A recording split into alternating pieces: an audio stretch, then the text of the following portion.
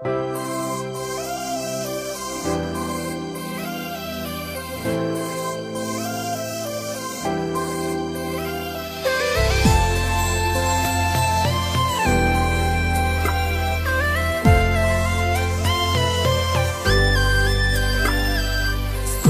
យូរហើយតែមិនហ៊ានសុំស្នេហ៍លួចស្រឡាញ់គ្នាយូរដែរតែមិននិយាយមាត់ហើបមិនរួចមិនដឹងទេថាកើតអីប្រហែលមកពីនិស្ស័យខ្ញុំមិនល្អជួបគ្នារាល់ថ្ងៃគេមិនដែលសួរថាពាក់ព័ន្ធនឹងរឿងស្នេហាបន្តិចឡើយមិនដឹងចិត្តខ្ញុំឬគេដឹងបាត់ទៅហើយមកខ្ញុំបញ្ជាក់ចំឡាយពេកទេដឹងមានអ្វីចង់សួរខ្ញុំទេ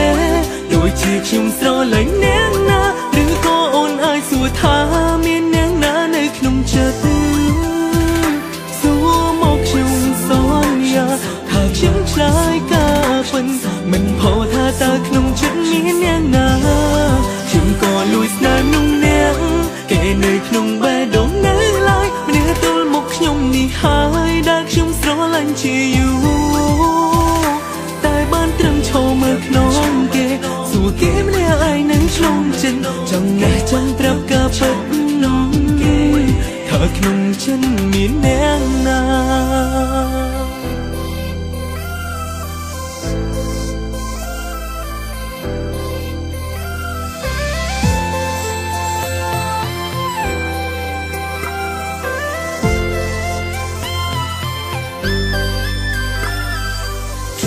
រាល់ថ្ងៃ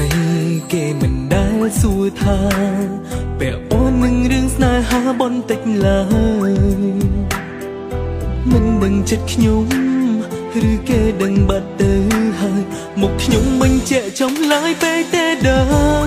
មានអ្វីចង់សួរខ្ញុំទេដូចជាខ្ញុំស្រឡាញ់អ្នកណាឬក៏អូនអាចសួរថាមានអ្នកណានៅក្នុងចិត្ត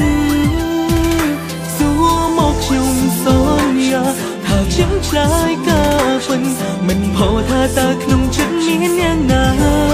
ខ្ញុំក៏លួចស្នេហ៍នោះអ្នកគេនៅក្នុងបេះដូងនៅឡើយម្នាក់ទល់មុខខ្ញុំនេះហើយដែលខ្ញុំស្រឡាញ់ជាយូរ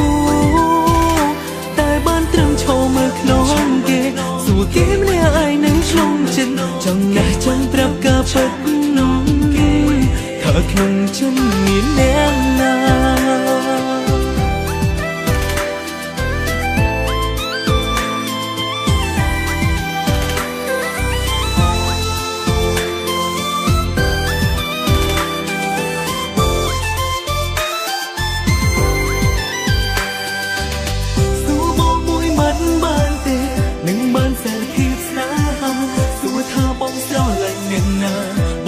ឆ្លើយប្រាប់អូនគ្នាថាម្នាក់នោះគឺជារូបអូនបងស្រឡាញ់មកក្រ